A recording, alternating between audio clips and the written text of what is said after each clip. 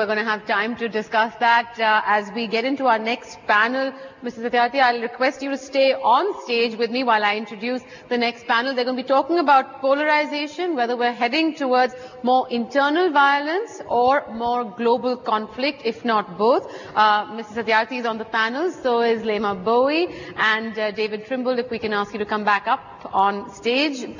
In conversation with them will be my colleague Barkha Dutt and, of course, Ambassador Shyam Saran, who is also familiar to all of us. Mr. Saran, please come on stage.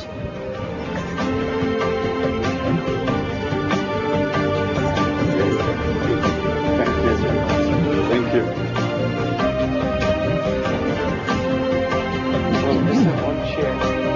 Yeah. Thank you so much.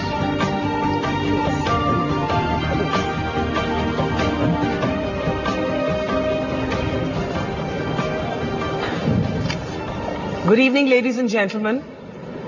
There is perhaps no more appropriate day to discuss whether we are looking at a world that is possibly more dangerous than we've ever known it to be before. This has been a day when North Korea has detonated a bomb. We are in a week when Saudi Arabia broke off diplomatic relations with Iran. And we are Indians who are just emerging from the shadow of the terror attack on Pathankot. Are we living in more dangerous times than we've ever known before? And is there something, an idea, a person, a movement that can contain what seems to be a world? Sometimes it looks like the world is in free fall. We have on the stage today a very, very unusual moment. 3 Nobel laureates who are all laureates for peace. And peace at a time when it seems so very elusive. Talking to them, with me, my co-anchor this evening, one of the most distinguished diplomats of India, the former Foreign Secretary, Shyam Saran. What I'm going to do is, I have 6 questions for our panel today, and I would request if you have questions, for your questions to be on the theme that we are discussing at that moment. To just put this into some statistical context, listen to this figure. In 2014 alone, 180,000 people were killed in 42 active conflicts. And also we must ask ourselves today, what sort of world are we leaving for our children? Do you know and can you believe that 230 million children are living in countries or areas affected by conflict? So that is to set the stage, and let me take my panel straight to our first question. And Mr. Saran, please feel free to jump in with your questions as well.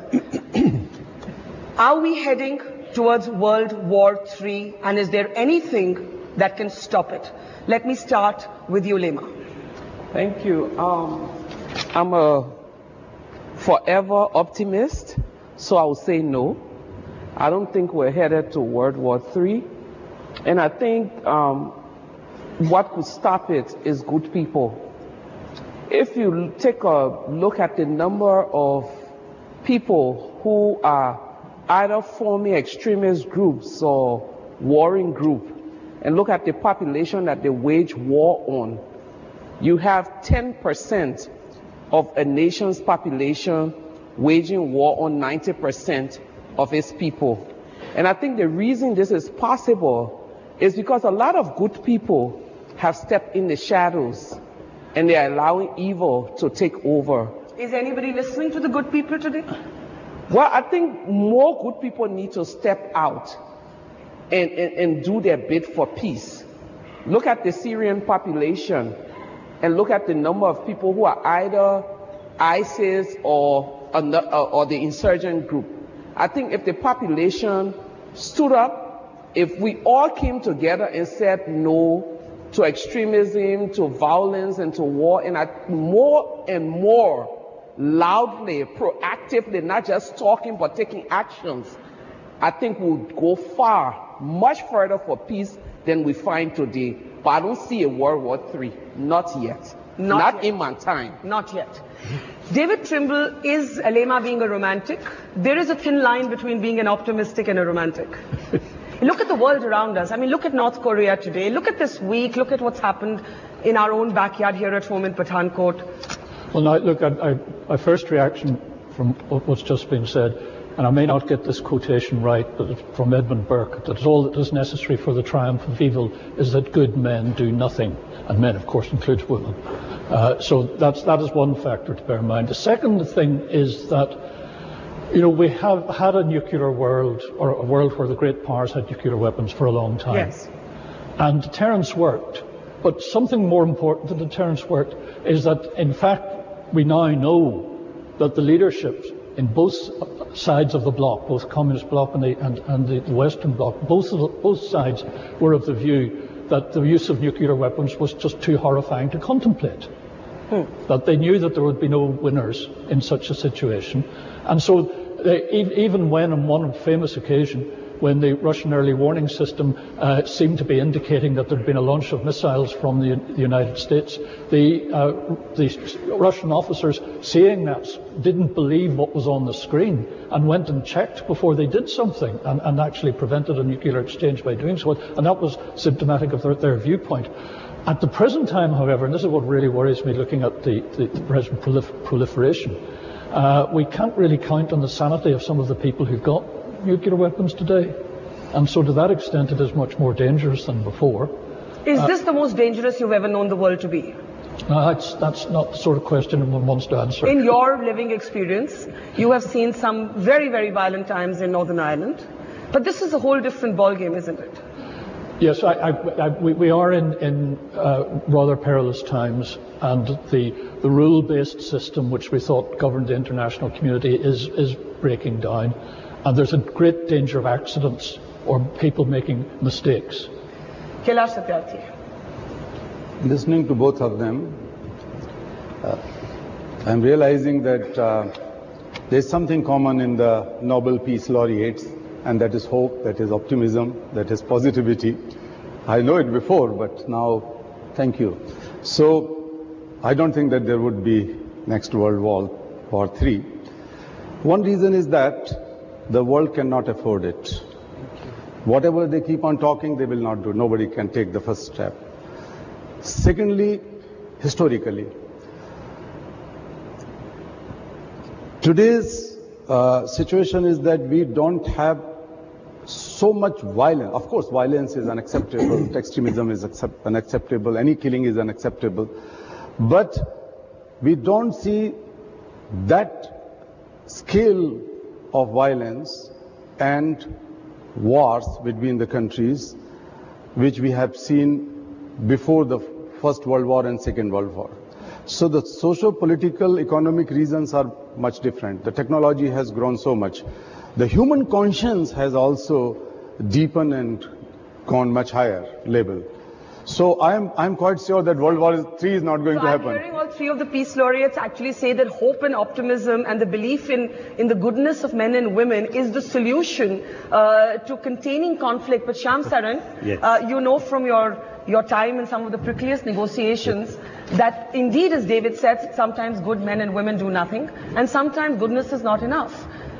We are looking at a very different kind of hostility today. It lurks in the shadows. It is often unknown. Technology sometimes enables it. What would be your specific questions to our three laureates before I open it up to the audience? Well, I welcome the fact that there is a sense of optimism and hope. But, you know, what I see today is really violence becoming very banal.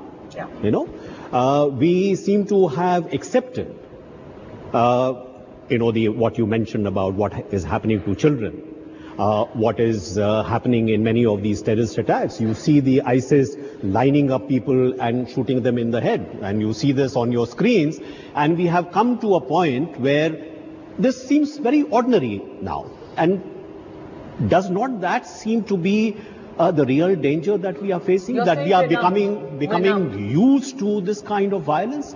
Because if we do, then the limits will be crossed.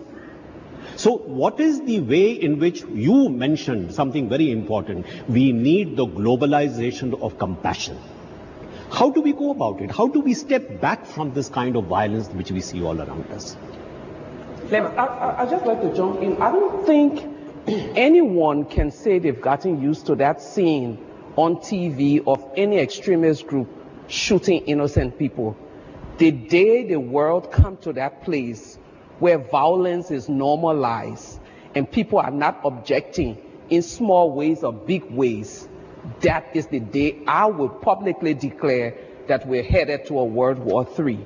But as long as we have people and nations objecting to the level of violence that we see in our communities, in our nations, and in our societies, we will continue to be hopeful. That's the first thing. He mentioned the world cannot afford it. Many years ago, the superpowers were the 5 big countries or the 3 big countries. But today, every little country has something that can rattle the world. So those who have a lot vested in the global economy, in the global military, in globalization, will never want us to go to war, because some tiny place somewhere can wreak havoc on their nation. But, I mean, what we're going to see instead, sir, is we're going to see an extension of wars between powerful nations in places like Syria, Libya, and Egypt. So where do we go from here? Unfortunately, powerful nations want this violence to stay away from them, but they seem to be quite okay with it this happening elsewhere. Yeah. So how do we make certain that those who are in decision-making, at decision-making levels, how do we make them understand that, this banalization of violence is something that is someday, as it is beginning to happen, is going to have a backlash on yourself? David, is there some way in which we can begin that process of at least getting decision makers, people who are leaders, to accept what you regard as something which is very important? Can David take that? And if I may add a question, there was a lot of, anguish in India that the BBC, while reporting on the terror attack that we've seen happening in Pathankot, which is in Punjab, referred to these men as gunmen. And if it ever happened, a lot of Indians said in their own backyard, they would definitely say militants or terrorists. This may seem like semantics to you, but I know it disturbed a lot of Indians, and it speaks to what Mr. Saran is saying. Different standards for conflict, a certain kind of hypocrisy in the West. The BBC is just as inept in talking about violence and incidents like that at home. They've gone. They've taken being politically correct to an incredible level that they keep on censoring themselves in that way. But look, to get back to the main point, we are living in an increasingly globalized world. Yeah. Right. And indeed, actually, the migrant crisis and some other terrorist incidents show how, terrorism has gone and violence has gone global. And, even the Swedes have now had to pull up the drawbridge because it was getting too much for them as well. So that actually is not a bad thing. I know some people get worried about globalization. I think globalization is one of the really positive things that have happened in the course of the last years, because it means that you can't close your eyes to what's going on in the rest of the world. So that countries elsewhere in the world have to take. You're saying nobody is spared, so therefore everybody is a victim, well, so double standards become more difficult. Nobody can think it doesn't matter to me. Okay. I can ignore it. That's not longer possible. Okay, I want to open it up to the audience, but Kailash Satyarthi, you actually shared the Peace Prize with Malala Yousafzai with Pakistan. The Nobel Committee also made much of the fact that India and Pakistan had won it jointly. When the Peshawar school was attacked, I remember you saying to our channel that I would trade places with those children. Take me hostage, but leave those children alone. Now we've seen Pathankot. I must tell you, as we speak, there is a rumor, and it is still unconfirmed, but we do know that Prime Minister Sharif of Pakistan reached out to Prime Minister Modi. Now there is a big rumor that maybe I've just been sent this little note. Nawaz Sharif may come to India tonight. No confirmation, but anything can happen. You know better than anyone else. Would hope, sir, when you look at your shared Nobel Prize with Malala, and all three of you have spoken as hope and optimism and goodness being the solution to containing conflict.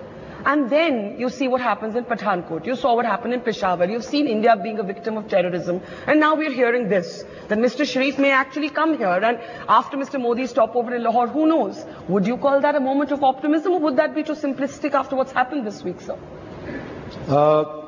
Before responding to, let me just quickly respond in one sentence to his comment. And that is about violence. As all of us believe that we are not heading towards the Third World War, but definitely the new manifestations of violence have occurred all across the world and grabbing the whole generation in a way. People are afraid of anything could happen anytime, anywhere in the world. That has globalized. And that is a kind of globalization of fear. And fear in itself is a violence. And that cannot be, that must not be compromised. Fear is a kind of violence. Fear is violence. If we have reached in a dangerous situation where a large number of people are afraid of something, or living in fear, we are forced to live in a situation. We are the victims of violence. But isn't that what the war? But on the other hand, we see also because of knowledge, education, technology, media, everything, that the minds of people are opening up, and we are striving towards freedom of our minds. Because we were discussing this afternoon about the role of internet and so on, but definitely the minds of people are heading towards quest for freedom. So there is a conflicting situation between the fear and freedom. And now we have to find those solutions that how we can lead the world towards freedom, not towards fear. Okay. Mr. Saran, if we'll come back to your question, I'm just going to, oh my God, so many questions and hands up in the audience. And let's start with that table. Yes, your question, please. And on the subject we're discussing, please. Yeah, well, Burkha talked about World War III. Is it not that this era we are going through where guerrilla warfares are happening all around the world in almost every part of the country? Yeah. So will we wait to classify this as a world war when certain parts of country will bombard another certain parts of country? Is it not that this era we are going through is already the beginning of a war? So isn't this already apocalypse now? Lema, why don't you take that? Well, I don't want to call it that. I really do not want to call it that. In other parts of the world, you still see people going to bed happily, but of course there are many parts of the world where you have the crisis going on. But if you permit me to come back to his question about the double standards globally and some of the issues thereof and what other leaders can do, I think we have 5 very powerful countries in the world that sit on the UN Security Council. And earlier last year at Security Council, one of my comments was that when the UN was formed and they were talking about global security and we got the 5 permanent members, at that time, many of these countries around the world who are powerful today, other than the 5, were either colonized by or were in some shape or form and pledging allegiance to one of those countries. If we need to see peace, and this is to answer your question, I think we need to begin to rethink the current structure of the UN Security Council. 5 permanent members Cannot dictate to the world. No. Because it's always their 5 individual positions. Yeah. And what leaders could do, there are many other countries in the world, is stop bowing down. Yeah. India has its resources. Africa, there are many countries in Africa that have resources. Why should it always be us going with what either of these 5 say? Yeah. Because today is Syria, tomorrow it could be any other country. Like we rightly say, the war may never get there, but it will continue to fight on turfs that are ripe for these kinds of So things. one solution is that the hegemony of the United Nations Permanent Security Council has to end. I definitely call for a reform of the Security Council. That's a very bold step if we ever take it. And I think all Indians at least would agree with that, don't we? All right, here at this table, yes, please. Please go ahead. To Lima, actually. The issue of world war, large nations fighting large nations is not there. I agree with you. The current issue is really sectarian violence, Shia-Sunni conflict, people killing each other. There is something in my living memory which really disturbed me at that time, is what happened in Rwanda not more than 20 years ago. Neighbors killing neighbors, 800,000 people dead in 1 year. Is there ever a fear of a repetition of that? People involved still know what happened, not in Rwanda, in other parts of the world. May I just add, that's our second theme. has religion and sectarian differences become the single biggest source both of international and global conflict? And has the counter-narrative by secularists and even atheists failed? Is religious fundamentalism winning the day and seizing the narrative? Very quick responses because we're on the clock and I want Mr. Saran to come in. I'll start with David and then Lema can take the question that came from the floor. Well, I'm not comfortable with that question. I'm not comfortable with it because I think we should be very careful about how we refer to religion. We've got at the moment in the Middle East a proxy war going on between Iraq and Saudi Arabia. It's been going on for the best part of 10 years. The fighting in Syria and the fighting in Yemen and elsewhere are the ways in which this proxy war manifests itself. There are a huge number of differences between Iran and Saudi Arabia. Religious sectarianism is one difference, but it's not the only difference, and it's not the only driver of conflict. Part of it is a desire of each of those two countries wants to be hegemon in the Middle East. And there are economic factors as well working there, and there are also social problems within both. So using religion simply as the explanation has its weaknesses, and it has one really bad disadvantage, because if you characterize the conflict in terms of religion, then you're driving all the adherents of a particular religion behind one side or the other, whereas in fact what you want to do is to decouple religion from the conflict. So let me reframe. What is the solution to containing extremism and fundamentalism? Lema, Mr. Satyarthi, and then Mr. Saran, please come in. Well, first, let me answer his question. Rwanda, back to Rwanda. Like many parts of Africa, including Liberia, what we saw happen in 1 month in Rwanda was remnants of decades of colonialism and a group of people setting one class against the other. Many other political problems led to that. It wasn't a day. Liberia, in 14 years, we managed to kill up 10% of our own population because, again, free slaves from America, indigenous people, 120 years plus of divisions and one group telling the other. But I'd like to agree with him. I would really be very careful to classify some of the things happening as religious wars, because I think it's a group of selfish individuals using parts of religion as a means of achieving their political ideology or gains or whatever you want to call it. And the more we classify this as religious war, the more divisions we tend to have in communities and in nations. Yeah. Kailash, and then Mr. I tend to say that how the religions are interpreted, how understood, how they are taught. Sometimes the religious teachings are monopolized by the old mindset people who don't want to reinvent, or those who don't want to question and find solutions within the religions. And even if they find solutions, they don't take the leadership. You can hardly listen to the courageous voices from the religious institutions and religious leaders who can speak out against it.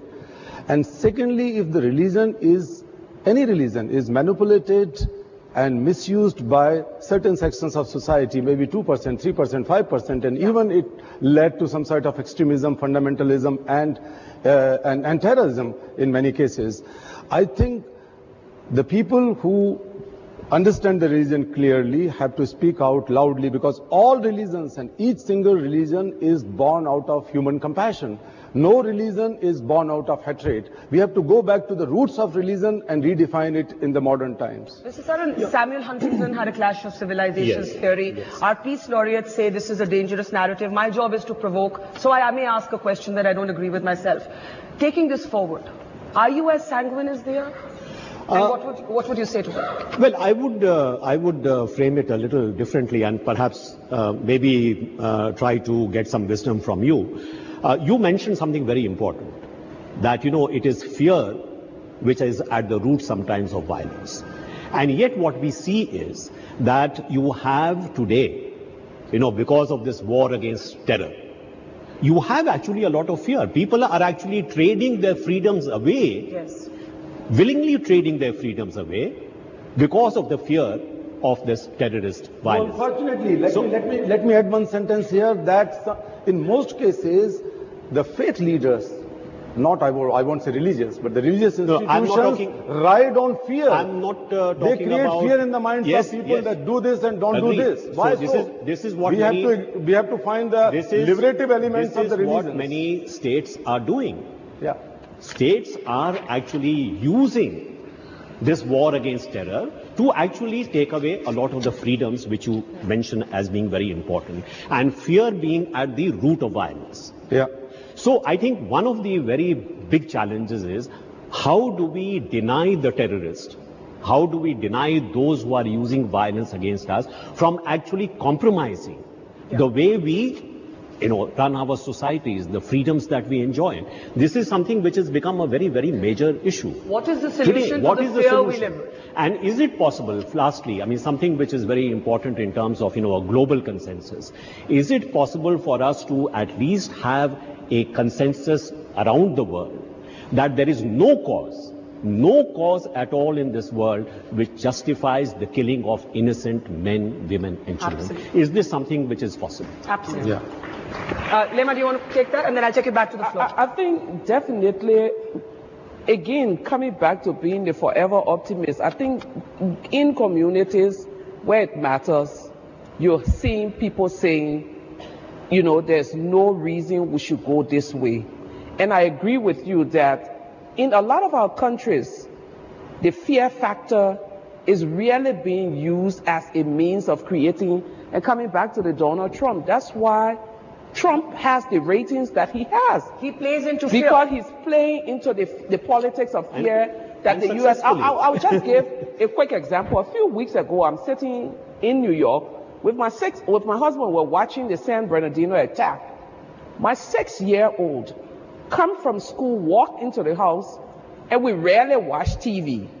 So once she sees my husband and I, her dad and I, intent on the television scene, this 6-year-old child from Liberia who has lived in the U.S. for less than asks, is it ISIS again? I almost fainted. 6-year-old says, is it ISIS again? I picked the phone, called my sister, and the first thing she said, you need to get her out of that country because the brainwashing politics of fear is getting to even the little children. So you know what? That is actually my next question. What would be our laureate's prescription for battling the ISIS?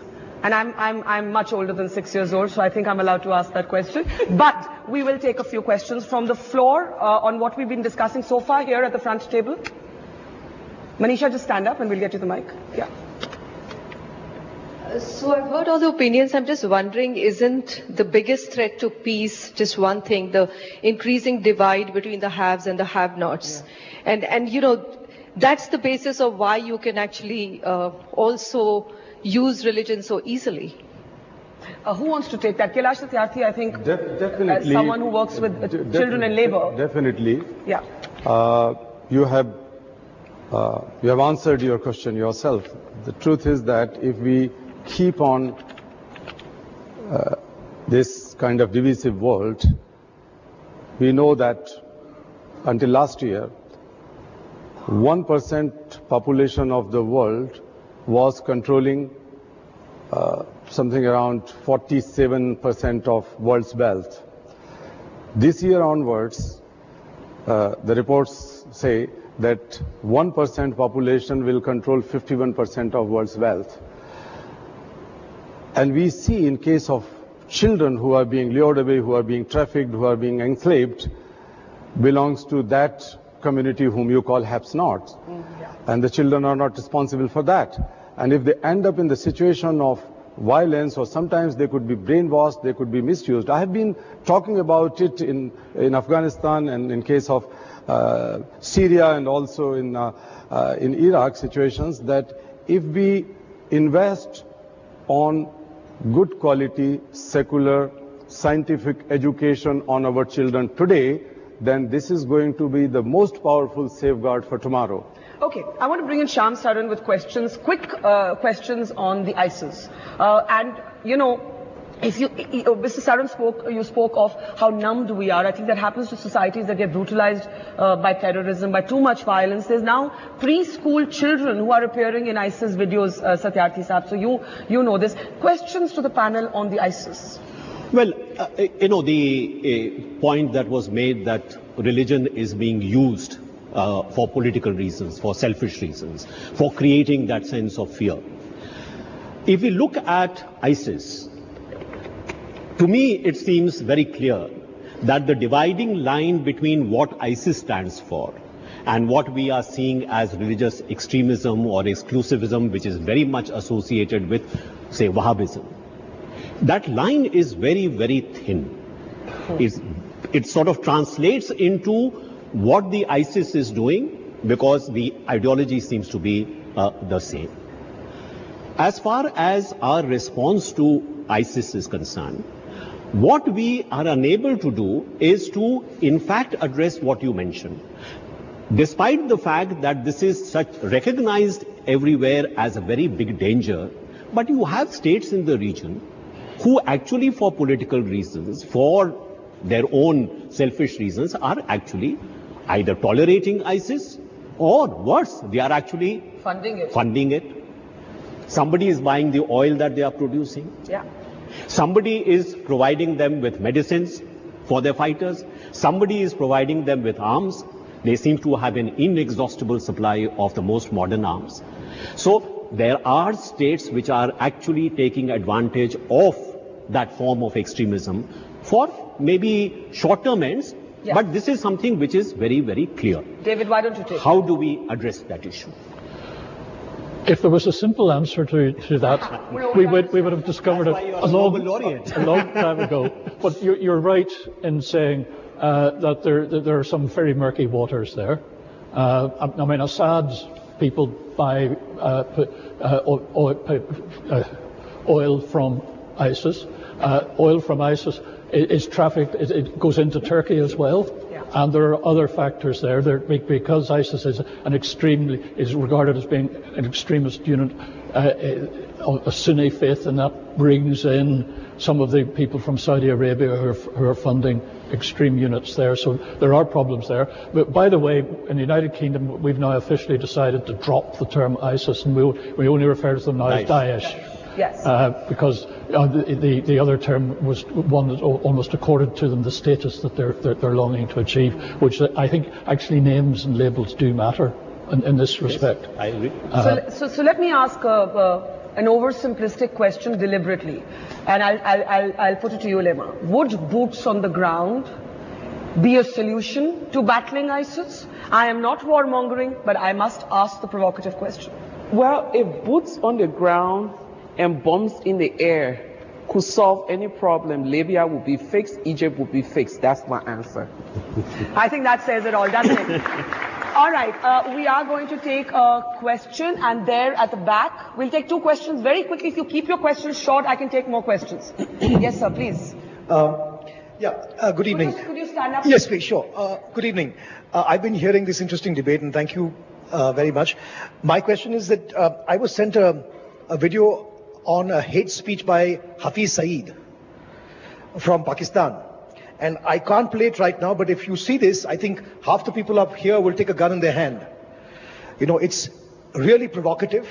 It is instigating me and anybody who listens to this speech. How does anybody get away? We're sitting in this room talking about peace and all these good things, but how does somebody get away scot-free by speaking and instigating people like Hafiz Saeed? So who wants to take that? I think Mr. Satyarthi. Yeah. I think it's appropriate because you have believed in the India-Pakistan joint peace narrative. Absolutely. Where does Hafiz Saeed fit into that narrative? Where does Pathankot fit into that narrative? Like I said, anything could happen. Modi just went to Pakistan without any of us knowing. Now we're hearing Nawaz Sharif could well come here. I don't know if this is true, but anything is possible. But then there's also Hafiz Saeed. There's also Masood Azhar. I see 814, we have forgotten. That's what Mr. Saran meant by saying, we forget too fast. I think these people or their... particular point the gentleman there has raised, the reaction that he suggested that would be felt if you'd heard it, that is the reaction they want. Thank you. To pick up a gun. That's what the terrorists want. And you've got to be aware in these situations, there will be people who want to derail the peace process. Yes. And there will be violence done for the purpose of doing it. Sure.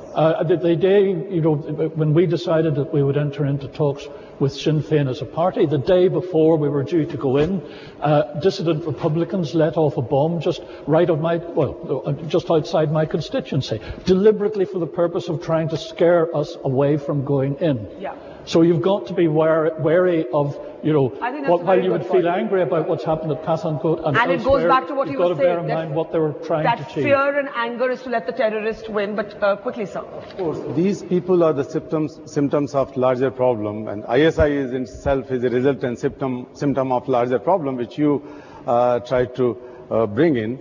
I would think that there's no quick fix solution that you can solve it tomorrow by boot. As you said, I completely agree with that. So we have to start thinking that what kind of world we are going to make in next 20 years or so. Yeah. We have to think in that direction. And the people like Masood and others get fuels from the sentiments of some people who are not very strong and clear in their own ideologies and in their own grounds. So I think the best thing would be that if the religious leaders and the faith institutions everywhere speak out strongly against such people and such tendencies. So what I'm hearing you say is that hatred can never be a solution to hatred. Hatred can never be won by hate. We have to find a solution that the people who are going to be attracted by these hate speeches, how we can embrace them, how we can love them, how we can work with them. Can I just take one more question? I just want to jump in quickly. There's just one video that have elicited that response. My suggestion, 10 videos of peace to counter that. Okay, that's a good solution. Yes, please go ahead with your question. Does the current day internet social media aggravate terrorism, or can they be tuned to propagate peace, or if so, who is going to do that? Has technology made it easier for terrorists to lurk in the shadows? I mean, it has evidently, but does that make technology the enemy? Who wants to take that? David? Well, modern technology, the internet, Facebook, and a number of things there are used by the terrorists to communicate. And they do need to communicate, and they're vulnerable when they communicate, if provided we can actually then, as it were, hack into their communications. Yeah.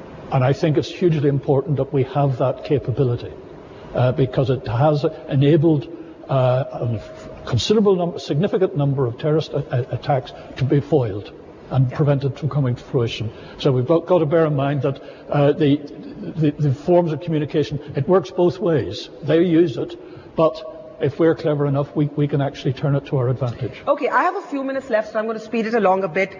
What sort of world are we going to leave for the next generation? Children there are child soldiers, there are children brainwashed into being terrorists, we hear reports of Naxals using children, we've seen the LTT in the past, we've seen the ISIS videos. I want Mr. Saran to come in with a question on children in conflict, and quick comments because I do want to open it up for the floor again. Mr. Saran. Well, this brings me back to what I mentioned, that is there a possibility of getting the leaders of the world to really at least agree on one single principle, that there is really no cause which is big enough to justify the killing or the maiming or the torture of innocent men, women and children. This is something which is fundamental, because we cannot actually think in terms of building the kind of world that we are looking for if we do not have these kind of norms. So this is not something that one country can do or two countries can do it. This is something which has to be global in scope. So my question is, here we are talking about actually the future, because children, as you said, are really our future. If we do not actually take care of children today, then the world that we are thinking of 20 years from now, 30 years from now, is going to be a terrible world. Mr. Siddharth, so why don't you take that? Is that something that, is there some way of, mobilizing that kind of opinion across the world and amongst leaders, so that they look upon this as something absolutely fundamental to the future of our countries? Well, I strongly feel that the youth, the young generation, must take the rein in their hands. They must challenge those fundamentalist forces and change it. They must challenge those institutions and faith leaders who are propagating these kind of things. And I strongly feel that this is possible because the youth and children are rising up everywhere against the age-old traditions of child marriages, for instance. They are denying to accept it. They are raising their voices for peace and non-violence in different parts of the world. But these voices are not collective voices. We have to see that how the youth could be engaged in finding the solutions to the global problems, and how, as responsible citizens in the world. So how do we create that platform? I don't have much time, but let me tell you that I'm planning and working on it. I wanted to launch history's most ambitious and the biggest ever campaign engaging young people all across the world. I know that at least 100 million children are the victims of various forms of violence, made with slavery, denial of education, child marriages, child abuse, sexual abuse, etc. 100 million. But on the other hand, at least 100 million plus young people and children are looking for some solutions. Whenever I go to universities and colleges and talk to them, and even in schools, they are full with energy and enthusiasm, they are full with idealism, but they are also having desire to do something. Even in case of terrorist groups, there are some psychological studies which prove. So what's the project you're planning? So I'm saying that most of these, even these terrorist young people who are becoming suicide bombers, they have desire to prove themselves. So why can't the desire to prove themselves for a better good could be harnessed? And that's why we are launching a campaign where 100 million young people could be the change maker and solutions to the problems of 100 million children who are the victims of violence or any kind of violence.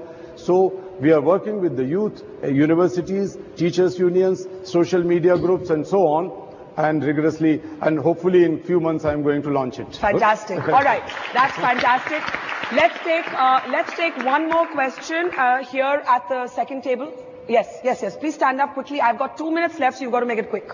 Barkhaji, the two things which I want to say, Kailash Satyarthi's couple of points you need to understand. What he's trying to say is, it's not the violence of few bad people which makes the world bad. It's the silence of very good, large amount of good people which is creating bad. So that means we need to come out of the fear psychosis, point number one. Point number two, he's made a very valid point. Before he gets his Nobel Prize, Kailash Satyarthi, 30 years what work he has done, very few Indians or very few millions would have known. Yes. But within 3 hours, the media could bring it the power of goodness and positivity of his good work. So if media decides today, all of you sit and decide together, 2 days you ban all activities of ISSS or any illegal activities and show something positive, nobody would bother and know about it. What's happening is... I wish you were correct, but that's a comment and not a question. And we've heard you. I've got 2 minutes left. One more question, if you have a question, and then I'm giving 30 seconds to all four of our guests. Very quickly, the young girl in the front row. Come on, get up and ask your question. You've got to hurry up now. It's a question to all the three panelists. It's like when we get a terrorist attack in any country, what our government is usually do is like fight back. But since here are all the Nobel Prize, Peace Prize winners, I would like to convey the message like from all of you that like it's not like in the fights we usually lost the innocent people. Like how will you like convey this message? Okay. Or how do you convey the message of peace when you're losing innocent people? That does bring me to the last question. I'm looking at the clock, and my last question is, what is the one idea or person or movement, anything that you believe contains the germ of the hope and optimism that you've been speaking about? And do you want to add a quick question? Last comment, 30 seconds each. I'll start with you, David. Well, I don't want to be too optimistic, but actually today is the best time to be alive that there's ever been. Things are better than they have ever been. And with a favourable wind, things will be better for our children than they are today. So we mustn't lose sight of that. And we mustn't lose sight of the fact that poverty is declining, that wealth is increasing too. These are all good things. Okay. And there are some bad people who want to try and deprive us of them. Lema. I think the gentleman there had a very good point, and I see it as a hope for the world. Using social media, global media, international media network to put out more videos of peace and peaceful coexistence than putting out videos of hate. So for every one video of hate, we counter with 100 videos. The problem of peace. is that peace does not make news, war does. Well, I think if we need to change our upside down world upright. So that is something that you if we need to change our upside down world upright, so let's we make need to let peace a good story. News headline. That's what I said. Let's make peace a good story. Sir, Kailash Satyarthi, sir, very quickly. Thank you. Recently, I was in Germany and spent some time with the refugee camp. The Syrian and Afghan refugees were there, also some Iraqis. And I was talking to young people, youth, as well as adult people and children. And the people who were adults were very furious, very angry on certain things, and they were also complaining about the situations over there and so on. Yeah. Then I moved to the group of young people. There was a child, maybe 6-year-old child, sitting on wheelchair. He lost his leg fully, and half leg was injured in a bomb blast. Yes. And he knew that his parents were killed. He did not know that his sisters had been kidnapped. It was told by other people to me.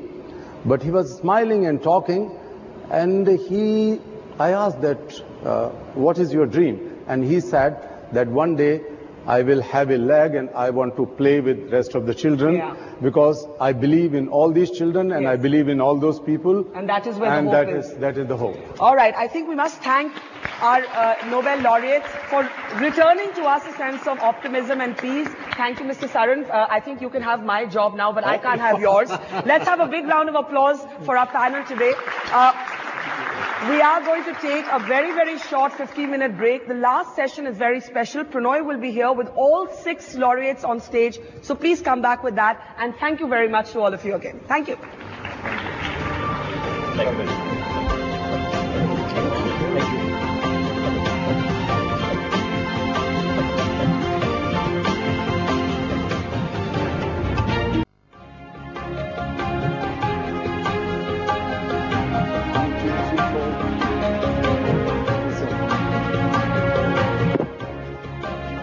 Just the audio.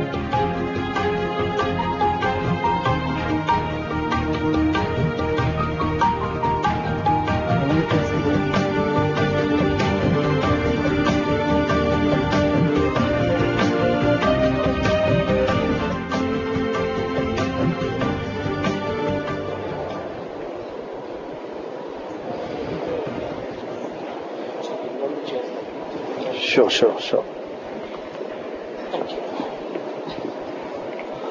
See, again you're a problem.